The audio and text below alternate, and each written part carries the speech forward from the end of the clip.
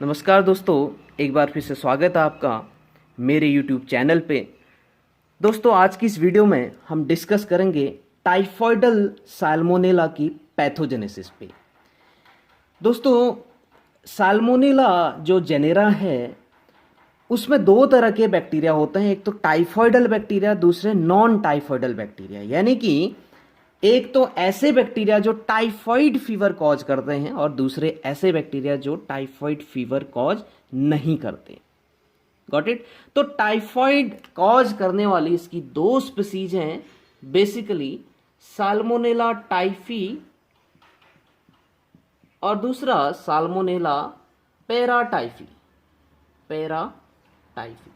Paratyphi के बहुत सारे सीरोटाइप्स हैं, A B C, paratyphi A, paratyphi B and paratyphi C. तो दोस्तों, ये जो दो बैक्टीरिया हैं ये टाइफॉइड कॉज करते हैं ह्यूमन बींग्स में। तो ये किस तरह से टाइफॉइड कॉज करते हैं, क्या मोड ऑफ ट्रांसमिशन है, किस तरह से ह्यूमन बींग में एंटर करते हैं बैक्टीरिया, और कैसे किस किस पाथवे से होते हुए ये टाइफॉइड फीवर कॉज करते हैं, उन सारी बातों पर हम इस वीडियो में बात करेंगे। दोस्तों, पैथोजेनेसिस की डिटेल में जाने से पहले, यानी कि पैथोजेनेसिस का पूरा मैकेनिज्म समझने से पहले, थोड़ा सा मैं इसकी जो क्लिनिकल मैनिफेस्टेशंस हैं वो मैं आपको बता देना चाहता हूँ। दोस्तों, साल्मोनेला टाइफी का जो इंक्यूबेशन पीरियड है वो अबाउट 10 to 14 डेज का रहता है।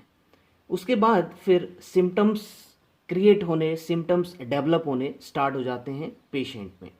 तो स्टार्टिंग में क्या होता है, फीवर आता है पेशेंट को, और वो फीवर किस टाइप का रहता है, step ladder pattern type of remittent fever. इसमें फीवर कैसा होता है दोस्तों, ग्रेजुअली आपका जो फीवर है वो बढ़ता रहता है। यानी कि जो टेम्परेचर है, बॉडी टेम्परेचर नॉर्मल से ग्रेजुअली बढ़ते रहता है और बहुत हाई ग्रेड फीवर इसमें आता है, और step by step gradually fever बढ़ता है। यानी कि जिस तरह से स्टेप लैडर इसको क्यों बोला गया, जिस तरह से हमारी सीढ़ी रहती है स्टेप बाय स्टेप, घरों में आपने देखा है सीढ़ी रहती हैं, तो स्टेप बाय स्टेप इस तरह से ग्रेजुअली जो टेम्परेचर है, बॉडी टेम्परेचर राइज करता है, और फिर एक हायर लेवल पे जाके फिर ग्रेजुअली फिर क्या हो जाता है, फॉल डाउन हो जाता है, फिर फॉल डाउन हो जाता है। लेकिन जो डिफरेंस है वो अप्रोक्सीमेटली, या आप कह सकते हैं कि मिनिमम 2 डिग्री सेल्सियस का जो डिफरेंस है वो रहता है। यानी कि नॉर्मल को टच नहीं कर पाता। Got it. तो 2 डिग्री सेल्सियस ऊपर ही नॉर्मल, मिनिमम 2 डिग्री सेल्सियस ऊपर ही रहता है टेम्परेचर। Got it. तो ये इस तरह से फीवर आता रहता है। ग्रेजुअली आपका फीवर बढ़ता जाएगा, टेम्परेचर हाई जाएगा, और फिर आपका फॉल डाउन हो जाएगा। तो इस तरह से जो फीवर का जो पैटर्न है वो चलता रहता है। Got it. इसी पैटर्न को बोलते हैं step ladder pattern type of remittent fever, जो बार बार रिपीट होता रहता है। Got it. और कुछ नॉन स्पेसिफिक सिम्टम्स हैं, जैसे हेडेक, कफ, सर दर्द होना बहुत तेज, खांसी आना, स्वेटिंग, पसीना निकलना, मसल्स में पेन, जोड़ों में दर्द, आर्थरालजिया, और कुछ मैक्यूलोपैपुलर रैशेस बॉडी में पड़ जाते हैं जब आपका जो फीवर है वो 1 हफ्ता तक एक्सटेंड कर जाता है। ठीक है। तो 1 हफ्ते के एंड में कुछ पेशेंट में मैक्यूलोपैपुलर रैशेस बन जाते हैं। 30% केस में ऐसा होता है। Got it. की 1 हफ्ते के एंड में क्या हो जाता है, मैक्यूलोपैपुलर रैशेस पड़ जाते हैं, जो कि रोज कलर के होते हैं, इसलिए इनको क्या बोलते हैं, रोज स्पॉट्स, गुलाबी पिंकिश टाइप के, साल्मन कलर के इनको बोलते हैं वैसे। Got it. तो रोज स्पॉट्स इनको बोला जाता है, मैक्यूलोपैपुलर रैशेस। और कुछ अर्ली इंटेस्टिनल मैनिफेस्टेशंस भी डेवलप हो जाते हैं, जैसे एब्डोमिनल पेन, पेट में बहुत ज़्यादा तेज दर्द होना। Got it. Nausea, vomiting, anorexia, इस तरह के जो इंटेस्टिनल मैनिफेस्टेशंस है वो भी डेवलप हो जाते हैं।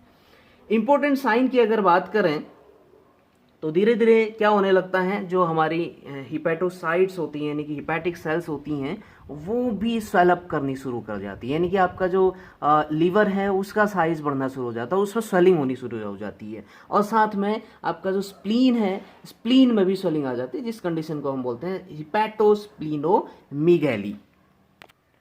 अगर फीवर ज़्यादा समय तक एक्सटेंड कर रहा है तो कुछ कॉम्प्लिकेशंस भी डेवलप हो जाती हैं, जैसे गैस्ट्रो इंटेस्टिनल ब्लीडिंग हो जाती है या इंटेस्टिनल परफोरेशन हो जाता है।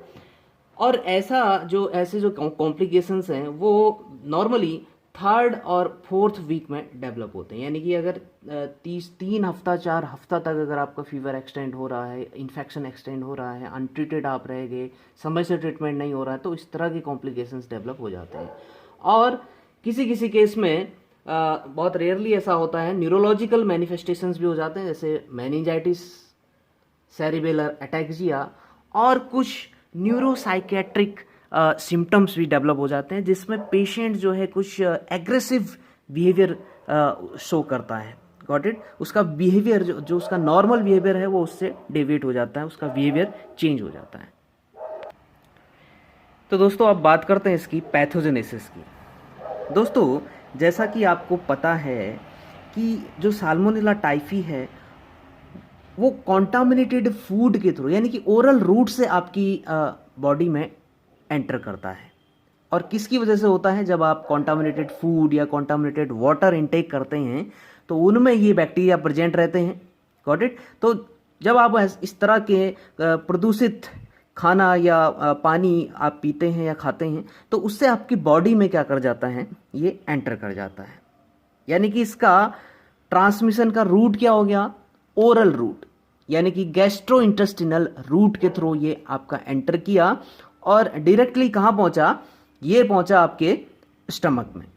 तो स्टमक में जो स्टमक की एसिडिटी है, गॉट इट, वो एसिडिटी इसको क्या करती है? वो एसिडिटी इसको रोकने की कोशिश करती है। Got it? स्टमक की जो एसिडिटी होती है, एसिडिटी इसको रोकने की कोशिश करती है। Got it? अगर किसी वजह से आपके स्टमक में जो एसिड है वो कम बन रहा है, यानी कि एसिडिटी कम हो रही है, तो ये बैक्टीरिया एस्केप कर जाता है। दोस्तों देखिए, कोई भी एक चीज मैं आपको क्लियर कर दूं कि कोई भी बैक्टीरिया या कोई भी पैथोजन 2 मैकेनिज्म के थ्रू आपके बॉडी पर हावी हो जाता है, आपकी बॉडी पर वो इन्फेक्शंस कॉज करता है। कब? 2 कंडीशन है, या तो वो आपके इम्यून सिस्टम को स्केप कर दे, होस्ट इम्यून सिस्टम को स्केप करके वो आगे निकल जाए। ठीक है, ऐसे कुछ एडेप्टेशंस उसमें आ जाते हैं, ऐसे कुछ मॉडिफिकेशंस उसमें वो बना लेता है कि जिससे वो आपके इम्यून सिस्टम को स्केप कर जाता है। दूसरा क्या? या तो वो आपके इम्यून सेल्स को क्या कर दे? इम्यून सेल्स का डिस्ट्रक्शन कर दे, इम्यून सेल डिस्ट्रक्शन कर दे, डिस्ट्रक्शन। तो 2 ऐसी कंडीशंस हैं, 2 ऐसे मैकेनिज्म्स हैं जिनके थ्रू जो बैक्टीरिया या कोई भी पैथोजन है वो हमारी बॉडी पर अटैक करता है और इन्फेक्शंस कॉज करता है। कौन कौन सी कंडीशन? या तो आपके इम्यून सिस्टम को स्केप करके निकल जाता है, या फिर वो इम्यून जो सेल्स हैं, बहुत सारी सेल्स हैं, dendritic sales, macrophages, neutrophils, basophils, उनमें से किसी भी सेल्स का वो या सारी सेल्स का क्या कर दे? डिस्ट्रक्शन कर दे। Got it? तो यहाँ पे क्या हो रहा है कि जो साल्मोनेला टाइफी बैक्टीरिया है वो जब स्टमक में पहुंचा तो एसिडिटी उसको रोकने की कोशिश करती है। ठीक है, कुछ तो एसिडिटी की वजह से वहीं डिजॉल्व हो जाते हैं, वहीं उनका क्या हो जाता है? वहीं वो डिस्ट्रॉय हो जाते हैं। लेकिन कुछ उसको एस्केप करके निकल जाते हैं, जो अपने बॉडी में ऐसे एडेप्टेशंस कर लेते हैं, मॉडिफिकेशंस कर लेते हैं। ठीक है, तो वो एस्केप करके आगे निकल जाते हैं, आगे बढ़ जाते हैं, इंटेस्टाइन्स की ओर को चले जाते हैं। Got it? लेकिन कुछ जो नहीं कर पाते वो डिजॉल्व हो जाते हैं। अगर किन्हीं कारणों से एसिडिटी अगर कम है, ठीक है, एसिड अगर बॉडी में आपका कम बन रहा है, कोई भी कंडीशन ऐसी हो सकती है, अगर आपने एंटासिड इनटेक किया हो ज़्यादा, ठीक है, अगर प्रायर आपको हेलिकोबैक्टर पाइलोरी का इन्फेक्शन हुआ हो जिसके लिए आपने एंटी एसिडिक ड्रग्स का इंटेक किया हो, तो उससे आपकी एसिडिटी कम हो सकती है। तो उस केस में क्या होता है कि पूरी तरह से जो बैक्टीरिया जितने भी आपके कॉलोनाइज जो भी जितने भी बैक्टीरिया एंटर किए हैं वो स्टमक को स्केप करके कहाँ, इंटेस्टाइन की तरफ को निकल जाते हैं। Got it. तो इनकी क्या रहती है कि एसिडिटी को, तो जो बैक्टीरिया आगे निकल गए वो बैक्टीरिया क्या करते हैं, म्यूकोजा, इंटेस्टिनल म्यूकोजा को इन्वेट करके आपके इंटेस्टीन में एंटर कर जाते हैं और इंटेस्टीन को इन्वेट करके फिर अंदर आपके ब्लड स्ट्रीम में चले जाते हैं, ब्लड स्ट्रीम से फिर वेरियस ऑर्गन्स में एंटर करते हैं। अब दूसरा पॉइंट क्या है कि इन्फेक्शन को इनिशिएट करने के लिए कितना बैक्टीरियल लोड होना चाहिए। Got it. तो मिनिमम जो बैक्टीरियल लोड है जो कि इन्फेक्शन को इनिशिएट कर सके, वो साल्मोनेला टाइफी के केस में 10⁻³ या 10⁻⁴, 10⁻³ से 10⁻⁴, अगर आपका बैक्टीरियल लोड है, ठीक है, तो आपकी बॉडी में बैक्टीरियल लोड एंटर किया है तो वो इन्फेक्शन को इनिशिएट करने में सक्षम है। Got it. तो आइए अब इस पे थोड़ा सा डिटेल में डिस्कस करते हैं। बैक्टीरिया स्टमक से इंटेस्टिनल म्यूकोजा की तरफ को एंटर कर चुका है। Got it. तो ये जो है हमारी इंटेस्टिनल म्यूकोजा है। Got it. ये इंटेस्टिनल ल्यूमेन है, इधर ये ल्यूमेन आ गई, और ये हमारी क्या है, इंटेस्टिनल म्यूकोजा एपिथीलियम है। ये हमारी एपिथीलियम है, म्यूकोजल एपिथीलियम। तो इसमें आप देख रहे हैं कि ये विलाई हैं जिनको हम बोलते हैं माइक्रोविलाई, माइक्रोविलाई बोलते हैं। और इस माइक्रोविलाई में यानी कि इस एपिथीलियम सेल्स में बीच बीच में कुछ एम सेल्स प्रेजेंट होती हैं, माइक्रोफोल्ड सेल्स इनको बोला जाता है। एम सेल्स होती हैं जिनमें रिसेप्टर प्रेजेंट होते हैं, किसके लिए, कि वो क्या कर सके, इन्फेक्शियस जो बैक्टीरिया आपकी बॉडी में एंटर कर रहा है उसको रिसीव कर सके।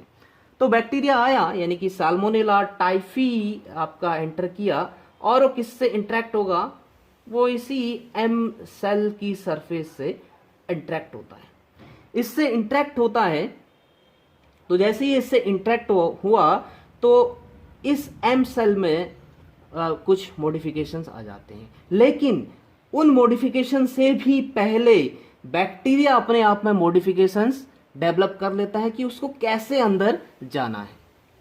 Got it. तो ये एम सेल आपका एक्टिवेट हो रहा है, लेकिन ये इस एम सेल को, इस बैक्टीरिया को अपने अंदर लेना है, तो उस चीज को भी कौन इनिशिएट करेगा, बैक्टीरिया। Got it. यानी कि क्या होना है, एंडोसाइटोसिस के थ्रू इस बैक्टीरिया को इस एम सेल के अंदर जाना है। Got it. तो उस एंडोसाइटोसिस को कौन मीडिएट करता है, बैक्टीरिया खुद ही उसको मीडिएट करता है। अब मैं आपको बताऊं कि कैसे बैक्टीरिया उसको मीडिएट कर रहा है। कि बैक्टीरिया में कुछ इस तरह के जो बैक्टीरिया होते हैं, जैसे साल्मोनेला टाइफी है या आपका एस्चेरिशिया कोलाई है, इनमें क्या होता है, एक सिस्टम इनमें डेवलप होता है। Got it. उस सिस्टम को बोलते हैं टाइप 3 सिक्रीशन सिस्टम, उसको बोला जाता है। अब वो किस तरह का होता है, वो बैक्टीरिया की साइटोप्लाज्मिक मेम्ब्रेन में प्रेजेंट रहता है। Got it. वहाँ से प्रोट्यूड होके एक इंजेक्शन लाइक स्ट्रक्चर उसमें बनता है। मैं यहाँ पे आपको बना के दिखाऊं, एक इंजेक्शन लाइक स्ट्रक्चर उसमें बन के आता है। इस तरह से बाहर की तरफ को प्रोट्यूड होके निकलता है। Got it. तो ये इंजेक्शन लाइक जो स्ट्रक्चर है, that is called the type 3 secretion system. तो इसका काम क्या होता है कि ये डायरेक्टली सेल के अंदर जाके इसकी जो इस सेल की एम सेल की जो साइटोप्लाज्मिक मेम्ब्रेन है उसको इन्वेट करके अंदर साइटोप्लाज्म में, डायरेक्टली साइटोप्लाज्म में जो भी इफेक्टर प्रोटीन्स हैं, इस बैक्टीरिया में जितने भी इफेक्टर प्रोटीन्स हैं उन सबको ये क्या कर लेगा, अंदर इंजेक्ट कर देता है डायरेक्टली। Got it. अब क्या होगा, जैसे ही इसने ये इस तरह के मैं यहाँ पे बना दूँ, इस तरह से इंजेक्ट करके अंदर इसने क्या किया, जो इफेक्टर प्रोटीन्स हैं उन इफेक्टर प्रोटीन्स को इसने अंदर इंजेक्ट कर लिया। Got it. अब इंजेक्ट करके क्या होगा, इस एम सेल में कुछ मॉडिफिकेशंस आने शुरू हो जाएंगे। Got it. मॉडिफिकेशंस यानी जो इफेक्टर प्रोटीन्स हैं वो इस सेल मेम्ब्रेन की जो एक्टिन साइटोस्केलेटन है वो एक्टिन फिलामेंट्स को क्या कर देता है, उनकी रफलिंग करना शुरू कर देता है। Got it. यानी कि जो एक्टिन फिलामेंट्स होते हैं उनका काम होता है कि वो सेल की जो इंटीग्रिटी होती है सेल वॉल की उसको मेंटेन किए रखते हैं, यानी कि सेल को एक फिक्स शेप प्रोवाइड करने में हेल्प करते हैं एक्टिन फिलामेंट्स।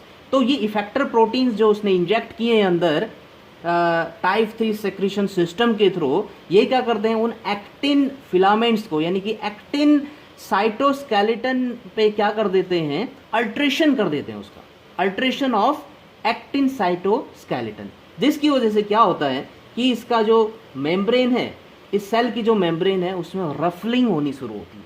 अब वो रफलिंग कैसे होती है दोस्तों, रफलिंग कैसे होती है, रफलिंग किसे बोलेंगे कि इसका जो सरफेस है वो सरफेस इस तरह का मॉडिफिकेशन, इस तरह का अल्ट्रेशन ले लेता है कि उसको क्या करना है, इस बैक्टीरिया को एंगल्फ करना है, उस बैक्टीरिया को अंदर लेना है।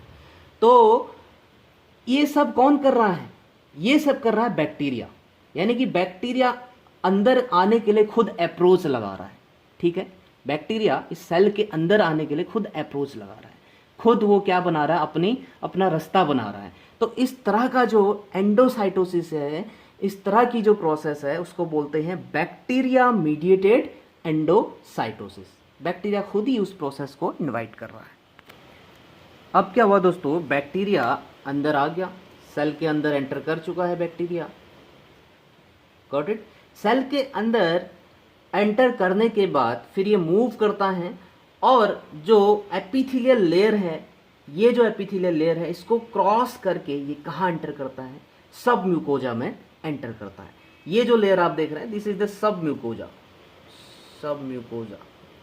तो ये सब म्यूकोजा में एंटर करता है और सब म्यूकोजा में क्या होता है दोस्तों, बहुत सारी फैगोसिटिक सेल्स यहाँ पे प्रेजेंट रहती हैं, जैसे मैक्रोफेजेस, न्यूट्रोफिल्स, डेंड्राइटिक सेल्स, बहुत सारी जो फैगोसिटिक सेल्स हैं वो यहाँ पे प्रेजेंट रहती हैं। तो ज़्यादातर मैक्रोफेजेज यहाँ पे एक्टिवेट होकर आगे आती हैं और मैक्रोफेज इसको एंगल्फ करने का काम करती हैं।